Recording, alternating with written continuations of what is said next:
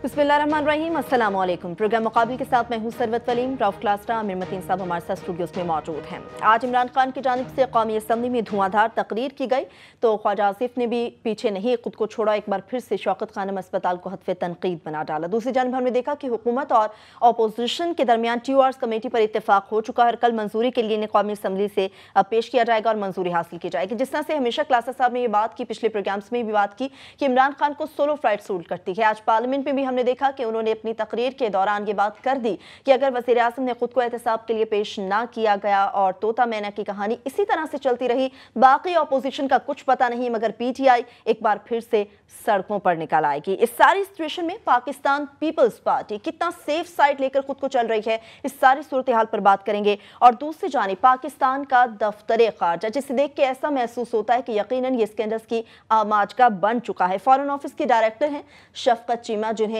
गिरफ्तार कर लिया गया है। तो ये कहा जा सकता है कि अब इस मुल्क में ऐसे डिप्लोमेट्स भी सामने आने लगे हैं जो कि इस मुल्क को लूटना शुरू हो गए। शफकत चीमा पर आखिर इल्जामात क्या है और माजी में दफ्तर खारजा कौन कौन से ऐसे स्कैंडल्स हैं जिनकी जद में रहा, इस सारी सूरत हाल पर बात करेंगे। आमिर मतीन साहब, आज अगर हम कौमी असम्बली की सबसे पहले बात करेंगे, इमरान खान की जानिब से कहा जा रहा है कि बड़ी अच्छी तकरीर की गई है और उन्होंने खुद को एहतसाब के लिए पेश कर दिया। उनकी तकरीर को आप किस तरह से देख रहे हैं?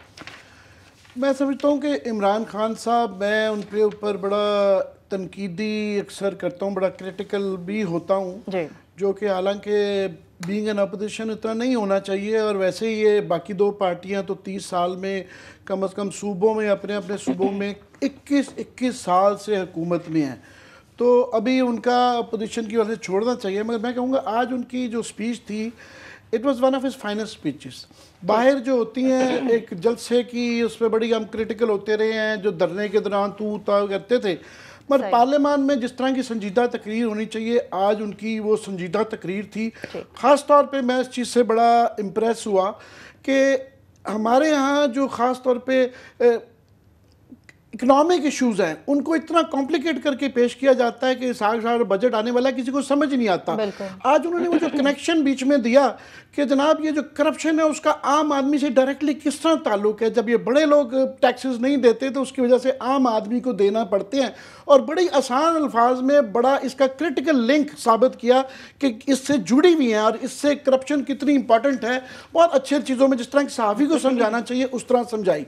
मगर मैं समझता हूँ कि दूसरी तरफ से जो है ना, ये खुर्शीद शाह साहब का जो नून लीग के मतलब ये कहना है कि जब ये क्राइसिस में होते हैं तो ये पाँव में पड़ जाते हैं, और जब ये ताकतवर अपने आप को समझते हो गले को पड़ते हैं। बिल्कुल वही रवैया था, माफ़ कीजिएगा, ख्वाजा आसिफ साहब जो हैं वो जो जुगतबाजी और वो जो तरीका था, वो पाकिस्तान के कम से कम डिफेंस मिनिस्टर को ना उसके शायान शान नहीं था। डिफेंस मिनिस्टर का जो है ना, जिसके जो हमारी अफवाज का इंचार्ज होता है उसको बड़ा सोबर होना चाहिए। वो बिल्कुल जो है ना एक, और ख़ास तौर पे ये सारे चैनल्स भी दिखा रहे थे, एक लफ्ज़ था जो कि हज़फ हो गया, जो हज़फ हो जाता है वो रिपीट नहीं होता, और उस पर मज़े लेना कि जनाब इसको पीछे धकेल दिया, वो कर दिया, वो कर दिया, मज़ा नहीं आया। और दूसरा एक तज़ाद था, तज़ाद ये था कि एक तरफ तो आप उनका मजाक उड़ा रहे हैं बिल्कुल पीटीआई का, इमरान खान का, साथ में आपको ये जमहूरियत का भी बड़ा खतरा था कि जनाब ये इकट्ठे चलना चाहिए, चार्टर ऑफ डेमोक्रेसी याद आ गया कि बाहर के खतरात हैं। और भाई साहब जमहूरियत का इशू है तो खुदा के लिए प्राइम मिनिस्टर को तो असेंबली में लेके आए, ये हम ये बात करते रहे कि यही खबर है बहुत बड़ी कि प्राइम मिनिस्टर आज असेंबली में आ रहे हैं, ना वो कैबिनेट में आती हैं, कैबिनेट ठेके पे दे दी अपने समधी साहब को दे दी हुई है, और बिल्कुल जो है टोटली जो एक ख़ानदान एक बिल के एक कबाल की तरह को एक चला रहा है। तो वो तो जमहूरियत इन्होंने स्ट्रेंथन नहीं की, इदारे स्ट्रेंथन नहीं किए, सारे जो इतने कंट्रोवर्शियल की अपॉइंटमेंट्स हुई हैं, तो एक तरफ तो वो है। मगर मुझे आज लग रहा है कि ये इमरान खान बड़ी उससे हमारा सबका प्रेशर था कि पार्लियामान में आए, जब वो फाइनली आ गए हैं अब ये पुश कर रहे हैं उसको दूसरे एंड की तरफ कि उसके लिए चॉइस नहीं छोड़ रहे हैं कि वो सड़कों पे दोबारा चले जाए। क्योंकि जो आज मैं देख रहा हूँ कि जो ये कमेटी भी बनाई गई है, इन्होंने नहीं मानना, सवाल ही नहीं पैदा होता कि ये TORs के ऊपर जो ये चाह रहे हैं, सिर्फ अपोजिशन नहीं चाह रही, पब्लिक भी चाह रही है, हमें भी वो जवाब चाहिए, मीडिया को भी चाहिए कि जनाब ये आप ट्रेल, मनी ट्रेल हमें बताएं। जो चंद सवाल आते हैं उसके मुझे नहीं लगता कि ये आसानी से मान जाएंगे। आपको सिर्फ देखना पड़ेगा कि 12 मेंबर्स में से ना 6 मेंबर्स जो अपोजिशन के हैं, उस 6 में से कौन है, उसमें शेर पाओ साहब हैं, उसमें जमात इस्लामी के वो बेचारे गरीब से MNA हैं, वो भी बड़ी जल्दी प्रेशर में आ जाएंगे। उसके बाद ANP के इलियास बलौर साहब हैं। तो घूम फिर के एक जो है 12 में से PTI के बंदे ने उसने क्या मनवाना है। ये उस वक्त जबकि धरने की अपनी पीक पे थे, उस वक्त जो है 126 दिन लग गए थे TORs के ऊपर बहस करते हुए। अभी तो वो बीच में अकेले हैं, पीपल्स पार्टी ने उसको बिल्कुल डोमिनेट कर लिया है। तो मैं समझता हूँ, मुझे लगता है कि ये पुश कर रहे हैं और ये अंडर एस्टिमेट कर रहे हैं कि उसको इमरान खान साहब को बिल्कुल वो गली की नुक्कड़ पे ले जा रहे हैं कि वो दोबारा धरनों में जाएं और दोबारा सड़कों पर आ जाएं। ये इतना आसान नहीं है। ये जो आज प्राइम मिनिस्टर साहब तो टर्की जा रहे हैं और 184 दिन से उनके 200 दिन शायद मुल्क से बाहर हो गए। ये जो गर्मी के अंदर आज 50 और 52 डिग्री की गर्मी पड़ रही थी और लोगों को आगे रमज़ान आने वाला है, वो मसाइल छोड़ के जो है ना, ये जो जलसों में ख्वाब दिखाए जा रहे हैं कि डेवलपमेंट के, ये नहीं है। ये they pushing Imran Khan towards a corner, जो कि डेंजरस है। इनके लिए भी डेंजरस है, हमारे लिए भी डेंजरस है, सबके लिए डेंजरस है। आमिर मतीन साहब, इस पर तो बात करेंगे। क्लासेस साहब, TORs के लिए कमेटी पर जो इत्तेफाक हुआ उस पर यकीनन हम बात करेंगे, लेकिन सबसे पहले जिस तरह से आमिर मतीन साहब ने कहा कि बड़ी फाइन स्पीच थी आज इमरान खान की, तो आप उनकी तकरीर को किस तरह से देख रहे हैं? बिल्कुल, मैं मौजूद था वहाँ पे कौमी असम्बली में, और ये पूरी तकरीर जो है प्रेस गैलरी में बैठ के वो देखी है। इसमें कोई शक नहीं है कि इमरान खान ने अच्छी तकरीर की है। जो मेरा ख्याल है दुख बढ़ जाएगा इमरान खान के फॉलोअर्स का कि ये तकरीर उन्हें, जो हमने बात की भी थी कि तकरीर का दिन वही था जब वज़ीर आज़म बैठे थे और पूरी दुनिया की आंखें लगी हुई थी कि नवाज शरीफ क्या कहते हैं और इमरान खान क्या कहते हैं। वो मेरा ख्याल एक बहुत बड़ा ब्लंडर हुआ है, जिसने भी इनसे मरवाया है या जो कुछ भी किया, वट एवर जो भी रीज़न थी। जैसे आमिर ने कहा है कि अब ये क्वालिटी ना बड़ी इंतहाई रेयर होती है कि आप इतने मुश्किल सब्जेक्ट को ले रहे हो, पर्टिकुलरली जब आप एक सेंटर ऑफ कंट्रोवर्सी का भी हूँ। आपने पहले एक पोप की पोजीशन ली हुई थी, यकदम पोप की पोजीशन से आप कोई मेरे जैसे सिनर की पोजीशन पे आ जाते हैं, आप पे स्कैंडल आ जाता है, आप पे भी वही इल्ज़ामात लगते हैं उसके ऑफशोर के। आपको पता है कि आपकी साइड पे, लेफ्ट साइड जो आपकी हुकूमत की साइड है, वहाँ चौधरी निसार अली खान जैसा इंटेलिजेंट आदमी बैठा है, ख्वाजा साहब जैसा जुगते मारने वाला वहाँ डिफेंस मिनिस्टर बैठा है, वहाँ तलाल चौधरी साहब बैठे हुए हैं, आबिद शेर अली साहब बैठे हैं, उसके बाद ये दानियाल अजीज साहब बैठे हुए हैं, और उन्होंने कोई ना कोई जुमलेबाजी जुगतबाजी जरूर करनी है। और मीडिया भी देख रहा है, कैमरे भी आप पे लगे हुए हैं, अपोजिशन भी है, आपका ये बहुत सारा कुछ उस पर स्टेक पे है। एक उसको अब जरा देखें ना, पूरे को अब उसको घुमा के कि 1 महीना आपने पूरा जोर लगाया है कि नवाज शरीफ साहब फैमिली ऑफशोर का बिजनेस करती रही है, गलत करती रही है, ऑल ऑफ सडन वो ऑफशोर आपकी तरफ आ गई है। अब खड़े होना इस पूरे दबाव में कि मीडिया ने आंसलाट की है, मेरे जैसे लोगों ने सवालात किए हैं, तनकीद हुई है, 2 दिन पहले बड़ा बिग मिस उनसे हुआ। अब इस पूरे दबाव में एक बंदा खड़ा होता है, उसके बाद आसान काम नहीं था, ये जहन में रखें, मेरा ये ख्याल है। जो प्रेशर होता है ना, जो हमें कहा जाता था कि वही लोग ही जिंदगी में या अपनी ये पर्टिकुलर क्रिकेट में कामयाब रहते हैं जो प्रेशर को डील करना सीखें। मैंने पहली दफ़ा देखा है, वैसे और भी बहुत सारे लोगों ने उसमें देखा होगा कि दबाव में खड़े हो के आपने अच्छी तकरीर कैसे करनी। मैंने सीखा है वैसे, मैं कोई इतना अच्छा मुकर्रर भी नहीं हूँ, शायद इतने बड़े दबाव में मैं खड़ा हूँ तो शायद इतनी अच्छी तकरीर भी ना कर सकूँ। आपने अपने आप को डिफेंड भी करना है, एतराज़ात के जवाबात भी देने हैं। मेरे जैसे आमिर मतीन जैसे बिल्कुल आप पे वो लगा के बैठे हुए, आंखें लगा के कोई एक छोटा सा लफ्ज़ पकड़ें और उसमें से हम खबर बनाएं। और इमरान की उसमें तकरीर में से किसी चैनल को खबर उस तरह नहीं मिल सकी कि इमरान का मजाक उड़ाए। उसके लिए उन्हें सहारा लेना पड़ेगा ख्वाजा आसिफ साहब की गुफ्तगू का, जो मैं समझता हूँ चैनल ने जिन्होंने ये चलाया है, वर्ड्स हम तो नहीं कहेंगे, ये उन्होंने बेसिकली उन्होंने इंसल्ट की है स्पीकर अयाज सादिक साहब की। अगर कल अयाज सादिक साहब इस हाउस के कस्टोडियन हैं, उन चैनल्स को उनको समन करना चाहिए कि जब मैंने ये लफ्ज़ हज़फ कर दिए थे, फिर आप किस तरह से ये सुप्रीम कोर्ट के बराबर का है, ये जहन में रखें। ये बहुत बड़ी एक उन्होंने एक तरह के तौहीन स्पीकर हुई है। इमरान खान की तकरीर पे तो हम जाएंगे, जरा थोड़ा इसमें बात करना चाहूंगा। जैसे आप किसी सुप्रीम कोर्ट के जज की तौहीन नहीं कर सकते, ये ऐसे ही ये रूलिंग की बात कह रहा हूं, जब वो ये कह देते हैं कि ये लफ्ज रिपोर्ट नहीं होगा, इसका मतलब है वो लफ्ज एग्जिस्ट ही नहीं करता था। प्रिविलेज मोशन आना चाहिए, इनको समन किए जा सकते हैं। और मेरा ख्याल है, मुझे थोड़ा सा इसलिए तकलीफ हो रही है, हमारे ऑलरेडी जर्नलिज्म पे बहुत सारे सवालात उठते हैं, लोग हमारे ऊपर भी उठाते हैं कि हम भी कोई फरिश्ते नहीं, हमसे भी गलतियां होंगी। उस वक्त अगर अब ये हरकतें करना शुरू कर देंगे कि स्पीकर वहां पे एक मखसूस लफ्ज जो है जो किसी को इंसल्ट करने के लिए बोला गया है, तो स्पीकर अयाज सादिक ने उसको हज़फ कराया। हज़फ का मतलब ये है कि मीडिया इसको रिपोर्ट नहीं करेगा, कौमी असम्बली के रिटन प्रोसीडिंग में भी नहीं आएगा। और ये बहुत बड़ा मेरा ख्याल है गलत हम ट्रेडिशन दे रहे रहे हैं, लोग हमें इसलिए खबर पे हमारे ऊपर भरोसा कर लेते हैं। ऑफ द रिकॉर्ड क्यों लोग चीजें बता देते हैं कि उन्हें ये पता है कि अगर हम ऑफ द रिकॉर्ड कह रहे हैं और बड़ी बड़ी अहम मीटिंग्स में हम बैठे होते हैं, लोग हमें सिर्फ इतना कहते हैं कि सर ऑफ द रिकॉर्ड है, मजाल है कि हम कभी कोई बात कर जाएं कि ऑफ द रिकॉर्ड को आप सामने लेके आए। खैर ये एक मेरा ख्याल है, एक अलहदा क्लासेस। हम एक छोटी सी ब्रेक ले लेते हैं। जी लेके मैं जरा इमरान खान की अगेन तकरीर के, मैं फिर कहूंगा लास्टली इस पे ब्रेक पे जा रही है, इतने बड़े दबाव में जो मैंने आपको बताया है कि मीडिया के आंसलाट, हमने इमरान खान का पोस्टमार्टम किया 2 दिन, इतना बड़ा उन पे अपना उन पर स्कैंडल आ गया, ऑफशोर का आ गया, उनकी अपनी अच्छा फिर बैकआउट हो गया, तकरीर नहीं कर सके, प्रेशर्स हैं। उस वक्त खड़े होके मेरा ख्याल इमरान खान ने बड़ी अच्छी तकरीर की है, जो समझ में ये जो आमिर बात कह रहे थे इतनी क्लैरिटी के साथ, बहुत कम लोग इतने मुश्किल सब्जेक्ट को डील कर सकते थे। बिल्कुल, एक छोटी सी ब्रेक लेते हैं। जब ब्रेक से वापस आएंगे तो इमरान खान की तकरीर के हवाले से बात करेंगे, TORs के लिए जो कमेटी पर इत्तेफाक किया गया उस पर भी बात करेंगे, और पाकिस्तान पीपल्स पार्टी कितना सेफ साइड लेकर खुद को चल रही है इस पर भी बात करेंगे। ब्रेक बाद हमारे साथ रहिएगा।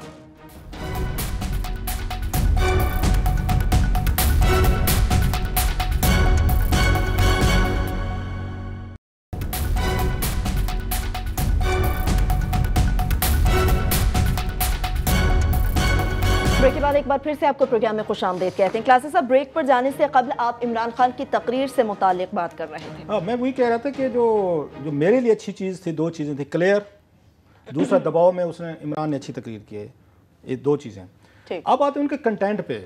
मुझसे अगर पूछें जो इमरान ने सबसे अच्छी ऑफ़र की है, उसके बाद ये कम से कम मेरे डाउट्स तो क्लियर हो गए। उन्होंने कहा जनाब कि मियाँ नवाज शरीफ साहब के लिए जो TORs अपोजिशन ने बना के भेजे थे, जिस पर उनको एतराज़ था, जिसमें उनके फैमिली के नाम थे, उनके बच्चों के नाम थे, उनके अपने नाम थे, कि अकाउंट्स बताएं, चीज़ें बताएं, ट्रेल बताएं, फलां बताएं, पैसे बताएं, उन्होंने कहा वही TORs आप मेरे ऊपर लगा दें।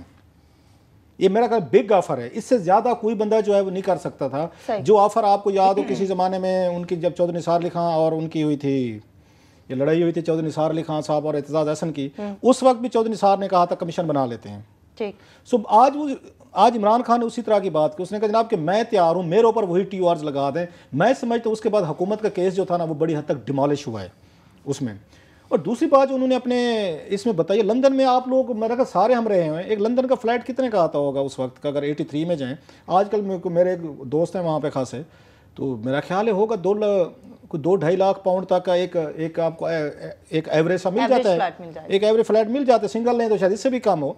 एक प्लेयर जिसने ना कैरी पैकर खेला है या जिसने वहाँ काउंटी क्रिकेट खेली है, और मेरा ख्याल है जो इमरान खान के वालिद साहब हैं वो इतने भी कोई, जहाँ तक मुझे याद पड़ता है, सो ये कहना कि उन्होंने कोई अभी तक हुकूमत ये नहीं इस्टेब्लिश कर सकी कि इमरान ने कोई हराम की कमाई से कमाए हैं, कोई उन्होंने कॉन्ट्रैक्ट से पैसे लिए हैं, कोई सड़कों के ठेके से लिए हैं, कोई उन्होंने फ्लाई ओवर बनाए हैं, कोई अंडर ब्रिज बनाए हैं, कोई एयरपोर्ट उन्होंने बांटे हैं पूरे मुल्क में, बने ना बने तो बाद में देखेंगे। जैसे कहा भी इमरान ने जनाब कि मैं कोई चीफ मिनिस्टर तो नहीं हूँ, मैं वजीर तो नहीं हूँ, या मैं वजीर आजम तो नहीं हूँ कि मैं पैसे कमा रहा था। मैं मान लेता हूँ इमरान में सारी खामियां मौजूद हैं, वो शौकत खान का सारा पैसा खा गए होंगे, हालांकि वो अगेन ख्वाजा आसिफ ये नहीं कह रहा खा गए थे, वो कह रहे थे आपके डायरेक्टर ने $7 मिलियन की बेहतर इन्वेस्टमेंट की, वो डूब गई, तो इमरान कहते हैं वापस आ गई। इवन देन अगर इमरान ने ये सब कुछ खाया भी है तो फिर भी पहला एहसाब पाकिस्तान के प्राइम मिनिस्टर उसकी फैमिली का होगा। बिल्कुल, उनका मुतालबा भी यही है। मुतालबे से हट के ये मैं आपको बता रहा हूँ, नाम्स बता रहा हूँ। इमरान ने तो कहा है कि मेरे ऊपर आप केस करें। अब चौधरी निसार अली खान साहब वो वहां पे फाइनल लेके धमकियां देते हैं कि मेरे पास फाइलें हैं,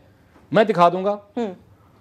उसके बाद आपके आज उनको सुन रहे थे हम, ख्वाजा आसिफ साहब हैं, वो धमकियां देते हैं कि हम दिखा देंगे। नवाज शरीफ साहब ने उस दिन बड़ी लंबी तकरीर की है जनाब के खान साहब ये भी करते हैं, ये भी करते हैं, पैसे कहाँ। और भाई वो बात ठीक कह रहे हैं इमरान खान, आप हुकूमत है, नैब को कहें जी इमरान खान को गिरफ्तार कर लो, बिल्कुल। FIA को कहें जिसको रोका है चौधरी साहब ने कि वो बहुत सारे कामों से रोका है, आप उनको ना रोके, उन्हें कहें इमरान खान साहब की अकाउंट चेक करें। FBR आपका बैठा है जिसके जरिए सारी मारधाड़ हो रही है, तो आप उनको ऑर्डर्स करें कि इमरान खान के अकाउंट्स वगैरह को चेक करें। और लास्टली मैं कहूँगा कि उसके बाद आमिर से पूछें, उसके बावजूद भी दानियाल अजीज जो है लुकमे देने से बाज नहीं है। उनका बस नहीं चल रहा था कि ख्वाजा आसिफ की जगह तकरीर वो करते, बल्कि उन्होंने लुकमा देने की कोशिश की है। तो ख्वाजा आसिफ ने कहा चौधरी साहब तुसी रहने दो, मतलब यह था कि आप इतने बड़े शाने बनने की कोशिश ना करें, मैं खुद ही डील कर लूँगा। बड़ा उन्होंने ये, आप जो लोग उसको मेरा तकरीर देख रहे थे उन्हें पता है, ख्वाजा साहब ने डांटा है, किसी और ने लुकमा देने की कोशिश की, ख्वाजा साहब ने उनको भी डांटा है। ख्वाजा आसिफ को कोई ज़रूरत नहीं, अगर उन्होंने इस फ्रेम ऑफ माइंड में आना है। बात वही है कि ख्वाजा आसिफ साहब को कौमी असम्बली में आए हैं मेरा ख्याल है 25 साल होने वाले हैं कम अज़ कम। उसके बाद भी ख्वाजा आसिफ साहब की 1993 की मैंने तकरीरें पढ़ी हैं, उस 1993 के ख्वाजा आसिफ में और 2000 के ख्वाजा आसिफ में अल्लाह के फजल से कोई ज़्यादा फ़र्क आपको नज़र नहीं आता। उस वक्त भी जुगतबाजी चलती थी, उस वक्त भी मुखालफिन पे मेरा ख्याल बिलो द बेल्ट ये जाके अटैक करते थे। बल्कि नवाज लीग के जो फायर ब्रांड थे ये तो अब आ गए हैं, तलाल चौधरी साहब आ गए हैं, दानियाल आ गया है, उसके बाद आबिद आ गया है, जुबैर आ गया, ये तो नए हैं। असल जो फायर ब्रांड था जिसको इस्तेमाल करते थे वो हैमर होता है, एक माफिया की टर्म होती है हैमर। हैमर के जरिए ही सारा गॉड फादर जो है ना वो सारे अपोनेंट्स को डील करता है।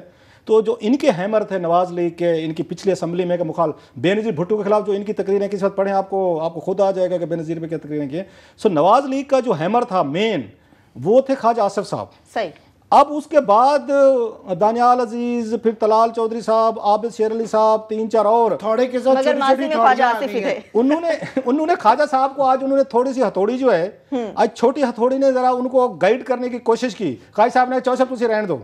सो एक मेरा ख्याल है last having said all this, Khwaja साहब को ये चीज़ें जेब नहीं देती। और चौधरी निसार अली खान साहब को मुझे दाद देने दें कि चौधरी साहब को जब से हमने बात की, नहीं कहा कि हमारी बात सुनकर हमने जब कहा कि चौधरी साहब आपको अच्छा नहीं लगता, आप पे कोई करप्शन के इल्ज़ाम नहीं है, लेकिन उन लोगों पे जिन पे इल्ज़ाम हैं उनको खड़े होकर आप दिफा करते हैं ना, आपकी क्रेडिबिलिटी, आपकी इंटेग्रिटी, आपकी शख्सियत हाल्ट होती है। उसके बाद कम से कम मैंने चौधरी निसार अली खान साहब को इनका दिफा करते नहीं देखा, आज भी नहीं किया। मुझे कहने दें चौधरी निसार की इजाज़त से कि इस वक्त नून लीग के अंदर सबसे डिग्निफाइड जो डमीनर रवैया जो है वो चौधरी निसार का है।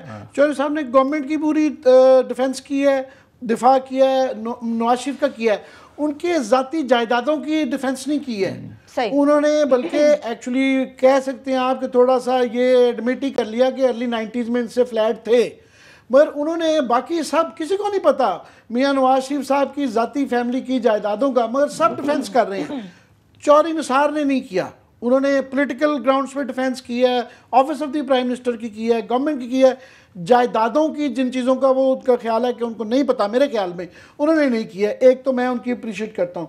दूसरा मैं coming back to Imran last इस रुकेगा छोटे से चौधरी साहब की बात निकल जाएगी। अब कल की तकरीर उठा के देखें, मियाँ साहब के एक एक लफ्ज़ पे पूरा हाउस जो उनकी पार्टी थी वो थंपिंग कर रही थी। चौधरी निसार वहद आदमी था, नवाज शरीफ के साथ बैठे थे, एक दफ़ा भी उन्होंने डेस्क नहीं बजाया। ये मैं बता रहा हूँ कि वो दूसरों से हट के हैं। और तीसरी बात, इनकी और ख्वाजा आसिफ की बोलचाल भी नहीं है। जो ही ख्वाजा आसिफ ने तकरीर शुरू करनी थी, उन्हें पता था कि उन्होंने खड़े होकर जुगतबाजी फरमानी है, चौधरी निसार साहब हाउस से चले गए। इनकी तकरीर के दरमियान थोड़ी देर के लिए वापस आए, बैठे, फिर चले गए। सो चौधरी निसार मुझे लग रहा है इनकी इस पॉलिसी से जिस तरह आन सलाट किया हुआ है या खुश नहीं है, बहरहाल एटलीस्ट वो इस वक्त शेयर नहीं कर रहे इनको। ये मेरा ख्याल है कि मेरी थ्योरी ये है कि चौधरी निसार को सिचुएशन की संजीदगी का बाकी पार्टियों से ज़्यादा अंदाज़ा है कि मामला कितने दिगरगू हैं, संजीदा हैं, नज़र आ रहा था कम से कम उनके थ्रू आउट इस उसमें रवैये में नज़र आ रहा है। बाकी इमरान खान मेरा ख्याल जो उनकी बेस्ट पार्ट थी वो उन्होंने वही किया जो हम आप यहाँ पे कहते रहे कि जनाब हम जो उन पे इल्ज़ामात हैं कि आप तो गवर्नमेंट हैं, आपके पास FBI है, आपके पास पुलिस है, आपके पास FI है, आप इनको गिरफ्तार कर लें, आप इनको चार्ज करें। हम तो बात कर रहे हैं कि एग्जीक्यूटिव की, गवर्नमेंट की, जिसके पास इख्तियारात हैं जो कि जिनको उनको कैसे काबू करना है। तो ये सवालात जो हैं ख़ास तौर पे मैं समझता हूँ ये हमारे भी हैं, और ख़ास तौर पे उन्होंने ये जो लिंक उस पर इस्टेब्लिश किया कि प्राइम मिनिस्टर जो ये कहते हैं कि जनाब मेरा वहाँ पे नाम नहीं है, वो एक बड़ा रेलिवेंट था। खाद में उसके अंदर एक और जो मैं समझता हूँ उनको इम्पॉर्टेंट पॉइंट के जो ये कहा जाता है कि उनका लिंक नहीं था उन फ्लैट्स के साथ, एक बड़ा इंपॉर्टेंट लिंक है जो सारे मिस कर रहे हैं, वो ये था कि हुदैबिया की जो 98-99 का केस है लंदन में जिनमें ये फ्लैट्स को प्लेज किया गया था, वो तो फ्लैट्स उसमें आ गए। प्राइम मिनिस्टर ने 93 में जो अपने फाइल किए थे एसेट्स की डिटेल्स, उसके अंदर हुदैबिया का जिक्र किया हुआ है। सो जब आप एसेट में हुदैबिया एक्सेप्ट कर लेते हैं तो हुदैबिया ने जिस प्रॉपर्टी को प्लेज किया तो डायरेक्टली प्राइम मिनिस्टर इन्वॉल्व हो गए। फिर आप नहीं कह सकते कि प्राइम मिनिस्टर का पनामा में नाम नहीं है। जनाब पनामा में नाम डायरेक्टली उन फ्लैट्स के साथ डायरेक्टली लिंक आ जाता है। सवाल करता हूं, अगर पनामा में नवाज शरीफ का नाम निकला है तो फिर क्या करेंगे? ये नहीं, मेरा तो नहीं, वैसे कह रहा हूँ उसके बाद इस्तीफा दे देंगे, आपका ख्याल है अगर नाम निकला है? मुझे यही डर है कि ये समझ रहे हैं कि ये एंड ऑफ दी सिचुएशन नहीं है, ये अभी थोड़े से डॉक्यूमेंट्स आए हैं, अभी ये 7 साल की लाखों हजारों डॉक्यूमेंट्स अभी इनसे रिलेटेड आने हैं। पता नहीं है जो आप कह रहे हैं, मुझे शुबा है कि ये नाम आएगा और आपकी मुस्कुराहट से मुझे ऑलमोस्ट यकीन है कि आपको कुछ पता है चीजों का कि ये कल को नाम आ जाएगा और भी बहुत कुछ आएगा। ये ट्रांजैक्शन की डिटेल्स भी आएंगी। वो फिर मैं बड़ा सब क्या करेंगे, मैं समझ रहा हूँ उनकी बहुत ही बेवकूफाना ये है कि सारा कुछ इस पे डाला हुआ है कि नवाज शरीफ का नाम नहीं है। आ गया तो यही मेरा भी क्वेश्चन होगा। फिर मैं भी पूछना चाहूंगा, मेरा मुझसे पूछ रहे हैं, मैं भी उनसे पूछना चाहूंगा कि जनाब आपने सारा कुछ जो इस पे आपने रोक दिया है कि जनाब उनका नाम नहीं है, कल को नाम आ गया तो फिर क्या करेंगे? बिल्कुल आमिर साहब, जो आपने बात की, ये क्या मैं I see your smile and I know why. Classes साहब, जैसे आपने बात की है कि अगर कल को वज़ीर आज़म का नाम आ जाता है, तो मेरा भी आपसे एक सवाल होगा जो मैं बता देती हूँ आपको कि अगर वज़ीर आज़म का नाम आ जाएगा, वज़ीर आज़म अगर खुद जाएंगे, वो अकेले नहीं जाएंगे, हो सकता है वो अपनी पूरी पार्टी को लेकर जाएं। इस पर भी आपसे बात करेंगे। ब्रेक की टीजर छोड़ रहा हूँ कि रऊफ लीक्स और भी आ रही हैं। बिल्कुल, इस बारे में बात करेंगे। ब्रेक के बाद हमारे साथ रहिएगा।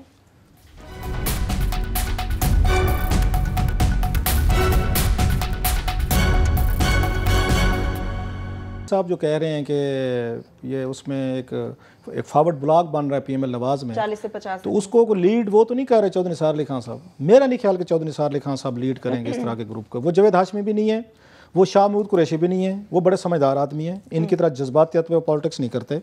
वो बड़े अपनी कैलकुलेशन के साथ, बल्कि मेरे सोर्सेज ये कह रहे हैं कि एक दो ने उनसे मुलाकात की तो चौधरी साहब जो है 2-3 लोग थे जिनसे उनके पिछले दिनों गपशप हुई है इन्हीं इशूज़ पे, तो चौधरी साहब से उन्होंने कहा कि हालात जो हैं ये बड़े मुख्तलिफ सिमत में जा रहे हैं। और वही वाली बात है कि पाकिस्तान इस्टेब्लिशमेंट और नवाज शरीफ साहब के तल्लुकात जो हैं वो बड़े बुरे तरीके से ख़राब हो चुके हैं। ये हम नहीं कह रहे, ये जो इंतहाई इन्फॉर्म सर्कल्स हैं वो कह रहे हैं। और इसकी जो रीजनिंग है वो बड़ी इंटरेस्टिंग है। लास्ट टाइम 1999 में जो नवाज शरीफ साहब के मिलिट्री इस्टेब्लिशमेंट से इख्तलाफात हुए थे वो कारगिल वार की वजह से थे। कि वो जनाब मुशर्रफ साहब कहते थे कि ये कारगिल हुई है ये नवाज शरीफ साहब के कहने पे की है। नवाज शरीफ साहब ये कहते थे आपने कारगिल की पहाड़ियों पे चढ़ गए बगैर मुझे बताए, इससे लड़ाई शुरू हुई थी। अब की दफ़ा जो रीज़न है मैं आपको 100% बता रहा हूँ, वो नवाज शरीफ साहब का और मरियम नवाज साहबा का जो मीडिया सेल है वहाँ पे जो प्राइम मिनिस्टर हाउस में बनाया गया है वो सबसे बड़ी एक रिफ्ट है, काज ऑफ ये टेंशन है। बाज़ इन्फॉर्मेशन तो ऐसी भी है मेरे साथ, मैं नहीं उसको शेयर करना चाहता कि कैसी कैसी चीज़ें रिपोर्ट हुई हैं। और जितने भी सेल के ये मेंबर हैं 38 के करीब मेंबर्स हैं और बाकी जो कैबिनेट बनाई हुई है उन तमाम की मॉनिटरिंग पहले से शुरू हो चुकी है ये। और उनकी चीज़ें जो वहाँ से जो निक नेम दिए जाते हैं ना मुख्तलिफ लोगों को, बड़े बड़े लोगों को, अगेन मैं बता नहीं सकता कि क्या क्या निक नेम जो है मीडिया सेल जो है प्राइम मिनिस्टर ऑफिस में जो कायम किया गया है टैक्स पेयर के पैसे से, उसमें बैठ के गुफ्तगू क्या होती है, वहाँ पे उन्होंने निक नेम क्या दिया हो, तो सारी चीज़ें जो हैं वो रिकॉर्ड हुई हैं या जो कुछ भी हुआ है। सो तल्लुकात जो हैं बड़ी हद तक ख़राब हैं। तो चौधरी साहब से ये किसी ने बात की जी आप क्या करेंगे, उन्होंने बड़ा मुख्तसर जवाब दिया हंसते हुए। उन्होंने जनाब इन्हीं के साथ डूबेंगे। जो बात आमिर कह रहे हैं कि चौधरी निसार को एहसास है कि हम गलत साइड पे जा रहे हैं, मतलब उनका ये था कि पिछली दफ़ा 12 अक्टूबर को भी हम डूबे थे। ये तो पतली गली से निकल गए थे ना, जद्दा लंदन।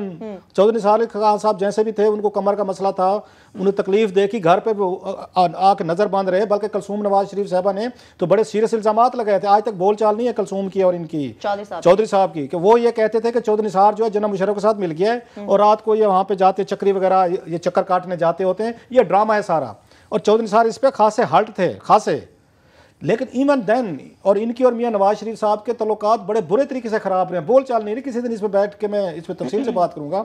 इनकी सुलह कराने में शहबाज शरीफ ने कराई, कैसे कराई, एक लंबी कहानी है। आप वही कह रहे हैं, उन्हें एहसास हो चुका है क्योंकि चौधरी साहब एक उस मिलिट्री फैमिली से हैं, वाले साहब भी मिलिट्री में थे, उनके भाई जनरल इफ्तिखार जो है वो भी थे। सो उन चौधरी साहब से बेहतर फौजी इस्टेब्लिशमेंट का मिजाज इनमें मेरा ख्याल पॉलिटिशियन में कोई नहीं समझता। उनको एहसास हो चुका है कि कश्ती कहीं ना कहीं इधर उधर ये रॉक होने वाली है, लिहाजा उन्होंने किसी बंदे को ये कहा है, उन्होंने जनाब इन्हीं के साथ डूबेंगे।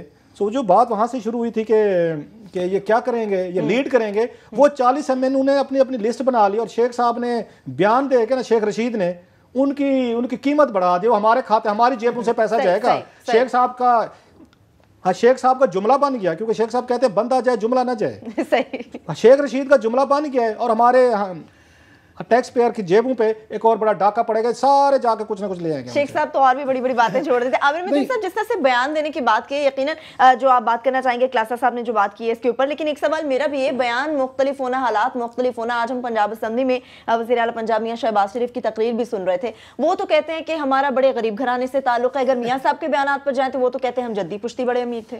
भाई ये बहुत इंटरेस्टिंग क्वेश्चन है, ये मैं इस पे आता हूँ, मैं थोड़ा सा उस पर कह दूँ कि जो फॉरवर्ड ब्लॉक वाली सिचुएशन है, हम ये आगे भी बात कर चुके हैं कि ये वो ज़माने गए, कवानीन भी बड़े सख्त हैं, माहौल भी नहीं है, और उस तरह का पुराने ज़माने में जैसे एजेंसियाँ पीछे मिलकर करती थी, अभी वो ये रोल नहीं अदा कर रहे, बल्कि ये सेल वाले हजरात जो हैं, हमारे दोस्त हमें बताते हैं कि यार वो तुम्हारी फलानी टेलीफोनिक गुफ्तगुएँ रिकॉर्ड हो रही हैं या इस तरह के वो है, हमें बड़ी चीज़ें भुगती हुई हैं, मगर वो पहले मिलिट्री हुकूमतों में भुगते थे। ये पहली दफ़ा है कि हमें एक सो कॉल्ड डेमोक्रेटिक सेटअप के अंदर इस तरह की बातें बताई जाती हैं और जो अल्फाज इस्तेमाल किए जाते हैं हमारे मतलब तो छोड़ें, और लोगों के मतलब वो पता नहीं कहाँ कहाँ पहुँच रही हैं। एनीवे, पर फॉरवर्ड ब्लॉक का मेरा ख्याल है कि इसलिए भी नहीं बनता कि ये फॉरवर्ड ब्लॉक वो इलेक्टेबल्स जो ये ढूंढ के पूरे पाकिस्तान के अस्तबलों से जो इकट्ठे किए हुए थे उस ज़माने में 2013 के इलेक्शन में, ये बेचारों में तो जुर्रत नहीं है कि पार्टी के अंदर प्राइम मिनिस्टर को बोलें।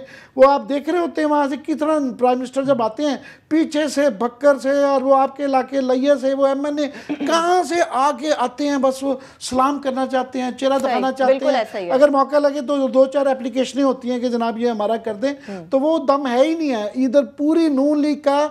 बल्कि डिलेमा यही है और यही जमहूरियत का डिलेमा है कि जनाब आपने ना रवैये ये वाले हैं बादशाह वाले, और किसी में दम नहीं है कि पार्टी के अंदर लीडरशिप को ये कह सकें कि जनाब आप गलत कर रहे हैं। पीपल्स पार्टी में भी ख़त्म हो गया हुआ है टू सम एक्सटेंट। मैं सुनता हूँ कि PTI में ये है कि इमरान खान साहब को मुंह के ऊपर काफ़ी ठीक ठाक तनकीद कर लेते हैं, क्योंकि उनका भी सुना है थोड़े से पहले के मुकाबले में मिजाज थोड़ा सा स्लाइटली रॉयल हो गया है, अभी इतनी खराबी नहीं आई है।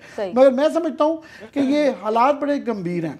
हालात इसलिए गंभीर हैं कि ये समझ रहे हैं जो कि वो जो मुहावरा ही बन गया हमारे यहाँ तो सियासी गुफ्तगू का कि वो ट्रक की बत्ती वाला मामला, कि 15 दिन का ये टाइम मिल गया कि TORs लगेंगे, फिर उसके अंदर मुझे नहीं लगता कि नतीजा लगेगा, फिर एक नई डेट आ जाएगी, तो शायद ये समझें कि टला है। मैं नहीं समझता हूँ कि ये टला है।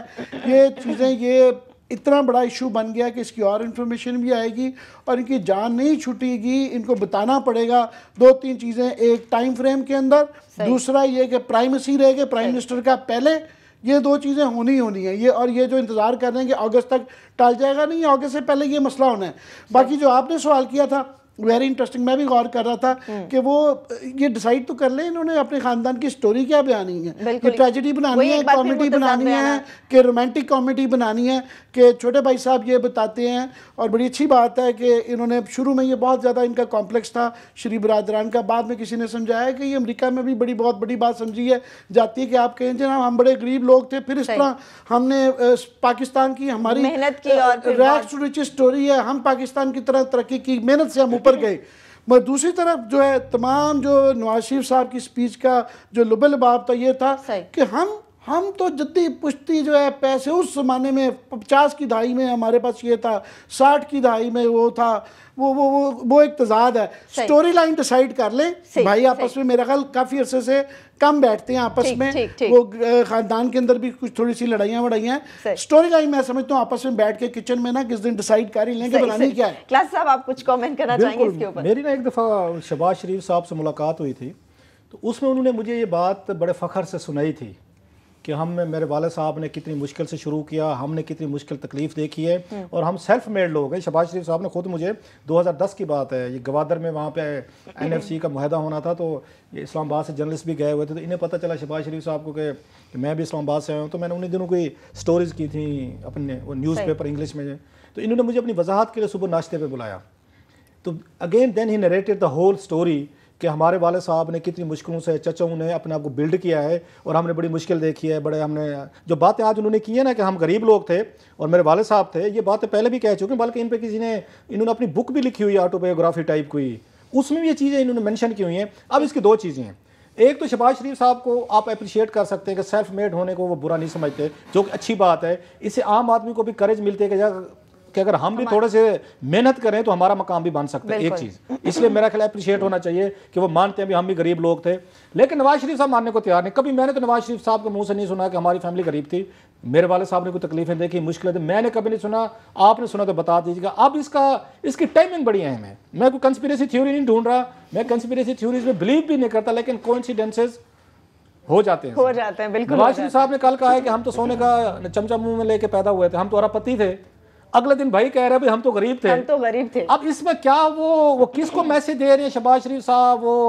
वो क्या कहना चाहते हैं? बड़े भाई को एम्बेरस करना चाहते हैं, उनको शर्मिंदा करना चाहते हैं, या ये बताना चाहते हैं भाई साहब हम गरीब लोग थे? शहबाज शरीफ साहब अक्सर जज्बाती हो जाते हैं, हो सकता है कि ना मैं बता रहा हूँ ना, ये उनका कांस्टेंट है। ये उनका मुझे 2010 में भी इन्होंने बात बताई, इनकी किताब में भी लिखा हुआ है, जो इन्होंने बाद में मुझे भिजवाई थी कि आप इसको पढ़िएगा, जो मैंने पढ़ी बाद में, उसमें भी ये लिखा हुआ है ये चीज़ें जो शहबाज शरीफ ने की हैं। मेरे लिए जो इंपॉर्टेंट चीज़ ये है कि ये इन्होंने बड़े भाई को कहा कि भाई साहब आप जो जहाँ पे बता रहे हैं अरबपतियों की कहानियाँ बता रहे हैं कि हम अरबपति थे, तो ये तो फिर कोई और ही खाते ना खुल जाएं। हम गरीब लोग थे, हमने ऐसा स्टेप बाय स्टेप हमने तरक्की की है।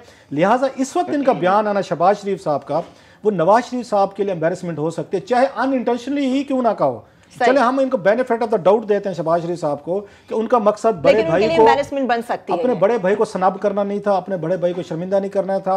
एक बात हुई, उन्होंने जज्बात में आके, बकौल आपके जज्बाती आदमी हैं, उन्होंने जज्बात में आके कह दिया जी कि हमारे वाले साहब गरीब थे, चचे गरीब थे, हमने मेहनत की, और मेहनत पे मेरा ख्याल है ये किसी को वो भी नहीं होना चाहिए, कोई हर्ज नहीं होना चाहिए। लेकिन टाइमिंग बड़ी खौफनाक बड़ी अहम है कि एक दिन भाई ने कौमी असेंबली में कहा कि हम अरबपति थे 1970 में भी, दूसरा भाई कह रहे नहीं भाई हम तो गरीब थे। आमिर साहब वाली बात ठीक है कि भाई आप बैठ के अपने नोट्स एक्सचेंज कर लें कि हमने मीडिया पब्लिक को क्या बताना।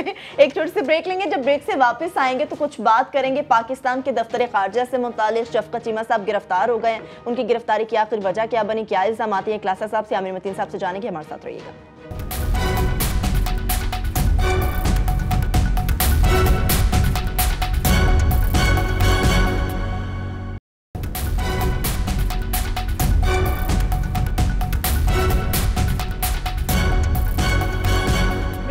फिर से आपको प्रोग्राम में खुशामदीद कहेंगे। क्लासा साहब, आज किसानों की जानिब से भी तो लाहौर में एहतजाज किया गया है, उसकी क्या वजह बनी है, क्या हुआ? मुझे अभी एक मैसेज आया है वहाँ से, किसानों के नुमाइंदे हैं उनकी तरफ से।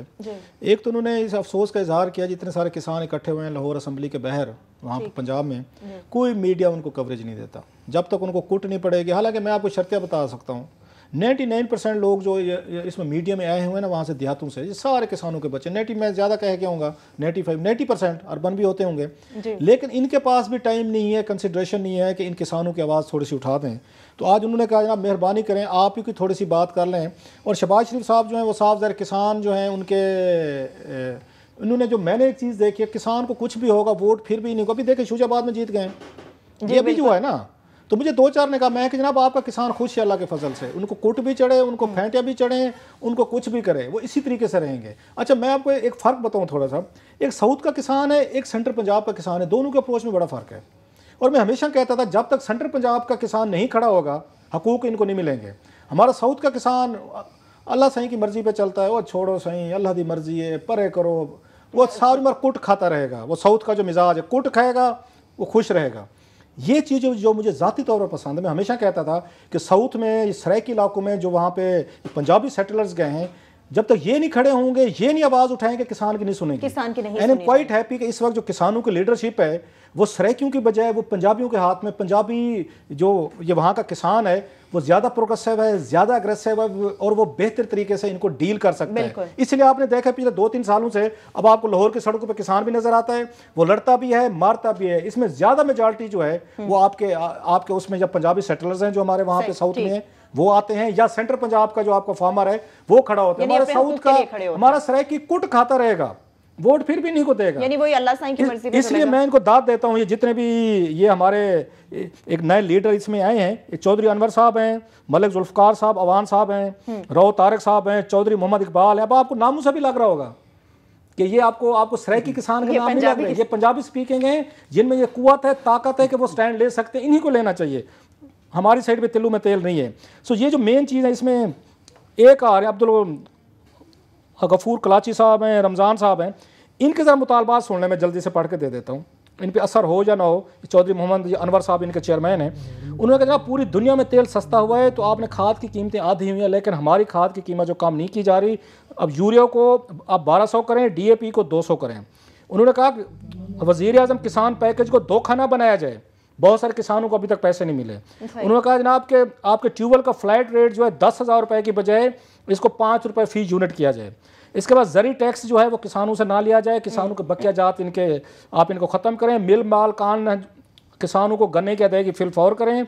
जनाब ज़री जनाज की कीमत का तयन आकाश से कबल किया जाए और इसकी खरीदारी जो है मिडल मैन की बजाय महकमा खुराक, पास्को या TCP करे। और एक अगली अहम बात, हम मजदूरों के बच्चों को फ्री तलीम, फ्री इलाज और वजीफ़ा दिया जाए और उसमें ज़री जो आपके इनपुट्स होते हैं, खाद, ज़री अद्वियात, बीज, डीजल वगैरह जो हैं, इनको टैक्स फ्री किया जाए।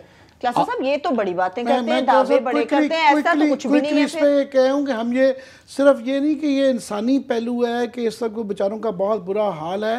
ये हम कहते रहते हैं कि इंडिया में इस वक्त उन्होंने अपने इस बजट के अंदर मैसिव एक शिफ्ट ला रहे हैं कि जनाब ग्रोथ जितनी मर्जी ले रहे हैं, बेरोजगारी का हल तभी होगा अगर हम किसानों को खुश करेंगे। बिल्कुल हमें भी जरूरत है करने की, खास तौर पे इस वक्त बहुत बड़ा लास्ट टाइम हमारा मैक्रो पिक्चर ये है कि 33% जो है कॉटन कम हो गई थी, अभी कोई कॉटन नहीं लगा रहा।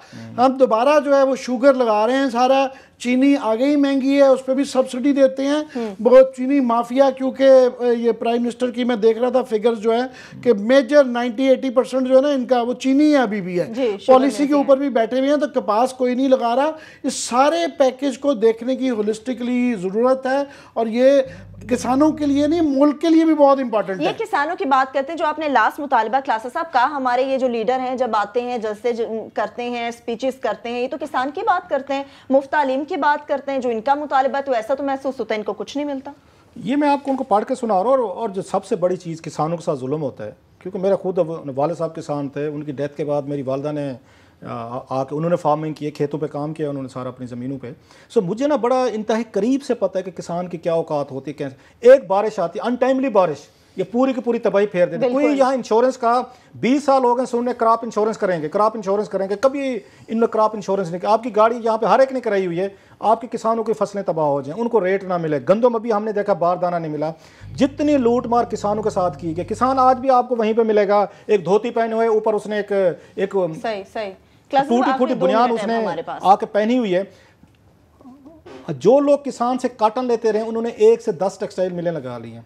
आपके किसान को आज भी आप जाएंगे, जूती उसके नीचे नहीं होगी, ना पाँव में नहीं होगी, उसने धोती बांधी होगी, बुनियाद में खड़ा होगा, इंफ्रास्ट्रक्चर उसके पास नहीं है। अच्छा, बच्चों की तालीम के लिए उसके मसाइल हैं। पीपल्स पार्टी दौर में जो हो सकता था कि ये उनके लिए बेहतरी के लिए करती, हुआ क्या? आसिफ अली जरदारी साहब खुद वो बन गए, इंडस्ट्रियलिस्ट बन गए। उन्होंने तमाम इंडस्ट्रियलिस्ट को पीपल्स पार्टी में शामिल कर दिया। वो जो कुछ कर सकते थे, हालांकि उन्होंने कुछ अच्छे काम यकीनन उन्होंने किए कि उन्होंने जो गंदम जो थी उसकी सपोर्ट प्राइस थी वो उसको बहुत ज़्यादा ले लेके, मेरे ख्याल 500 के करीब थे जब वो आए थे, और उसको 1100 तक वो छोड़ के गए थे। ये पीपल्स पार्टी का क्रेडिट था। सो थोड़ा सा जो पीपल्स पार्टी जो है वो खामोश है। शाह महमूद कुरैशी साहब फैब के चेयरमैन होते थे आमिर साहब, अब उनकी शान के ये गुस्ताखी होते। फैब का आपने कभी नाम सुना? कभी इस बंदे के मुंह से आपने किसानों का नाम सुना है? हालांकि उनको इस वक्त वहां लाहौर में खड़े होना चाहिए था किसानों के साथ।